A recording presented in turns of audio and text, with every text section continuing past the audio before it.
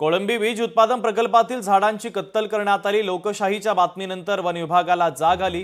One विभागानं कोळंबी बीज उत्पादन प्रकल्पाला भेट दिली। लोकशाही मराठीच्या बातमीचा हा इम्पॅक्ट पाहायला मिळतोय। पालघरच्या वाढवण बंदराजवळ असलेल्या बाडपोखरण या ठिकाणी मत्स्य विभागाची 17 ते 18 एकर जागा आहे। या जागेमध्ये 35 वर्षांपूर्वी कोळंबी उत्पादन प्रकल्प असून तो बंद पडल्यानं जमिनीची धूप होऊ नये म्हणून स्थानिकांनी एकत्र येत या जागेमध्ये हजारो झाडांची लागवड केली। मात्र हा प्रकल्प रायगड जिल्ह्यातील एका खासगी कंपनीच्या घशात घालण्यासाठी निविदा काढली असून या निवेदनानंतर येथील हजारो झाडांची कत्तल करण्यात आली। लोकशाहीच्या बातमीनंतर आता वन विभागाला खडबडून जाग आली असून त्यांनी या प्रकल्पाला भेट देत पाहणी केली आहे।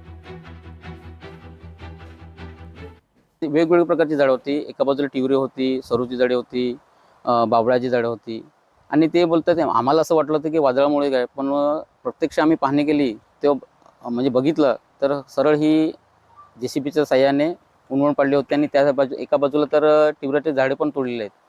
तर आमचं मत असं की तुम्ही असं का करता, असं एका बाजूला आम्हाला तुम्ही परवानगी पण देता झाडं लावण्यासाठी आणि दुसऱ्या ठिकाणी तुम्ही कटाई पण करतात, योग्य नाही असं।